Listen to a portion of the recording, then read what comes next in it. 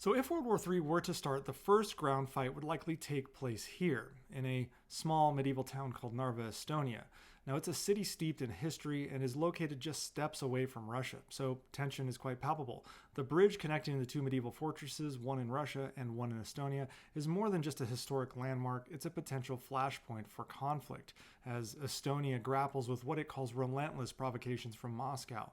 Narva, sitting on the edge of NATO territory, is enduring everything from Russian GPS jamming to surveillance drones, blaring propaganda blasted from loudspeakers across the river, and even stolen border markers that demarcate where Estonia ends and Russia begins.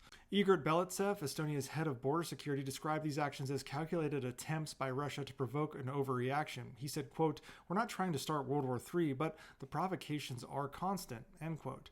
In Narva, a museum exhibit showcased Soviet destruction of the city during World War II, and that sparked some pretty heavy backlash, as did a giant banner that was put up by anti-Russian protesters proclaiming that Putin is a war criminal, and they displayed it on the fortress facing Russia. Estonian authorities made no attempt to remove it, but frankly, if the shoe fits, wear it, Putin. Nonetheless, about 25% of Estonia's population is ethnically Russian, and many of them hold Estonian citizenship and identify more as Estonian than they do Russian. However, the Kremlin has a long history of exploiting ethnic Russian communities to justify aggressive moves. We've seen it in Georgia, Moldova, and Ukraine. Estonia fears it could be next, with Moscow using Narva's Russian-speaking majority as a pretext to potentially seize territory and dare NATO to respond. And we've seen it in Ukraine. Russia used lies about the treatment of ethnic Russians in Ukraine as a reason to go to war with them. That same narrative could be used on Estonia. Such an act would test NATO's commitment to the collective defense under Article 5, and if Russia were to act, could potentially spark a global war. Vladimir Putin has even suggested that Narva historically belongs to Russia. Sound familiar?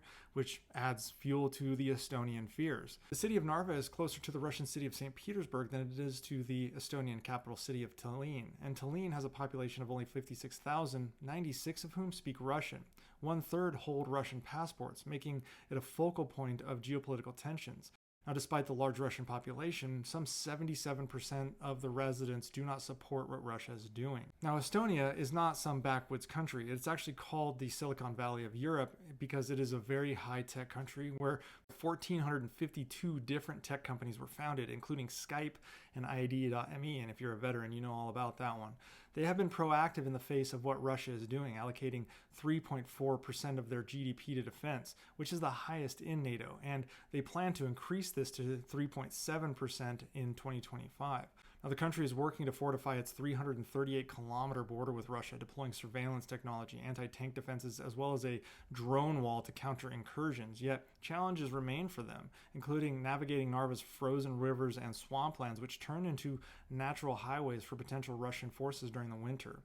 The question is if the major NATO powers believe World War III is worth starting over a country with a population the size of Maine. Personally, I say absolutely, because what is our word worth if we don't defend Article 5 to the letter? And this is why Narva is called the, quote, end of the free world by Belitsev. It highlights Estonia's uneasy position as a small NATO member bordering a very aggressive neighbor in Russia. While Estonia is a member of NATO and NATO forces are present in the country, including 900 British soldiers, US F-22s, Dutch F-35s, and other allied forces, there are doubts about whether they would be sufficient to repel a Russian assault. Estonia's own forces, which can mobilize 43,000 personnel in wartime, are advanced and formidable, but still outmatched by Russia's size.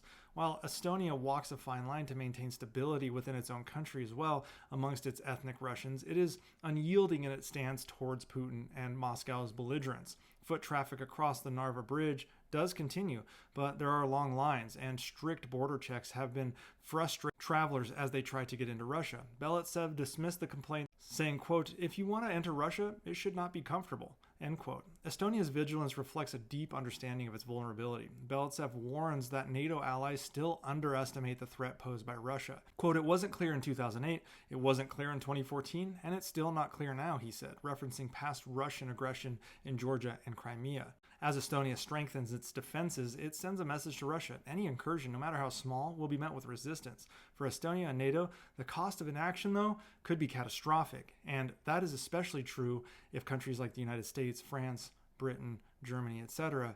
don't come to the aid of Estonia when they really need it.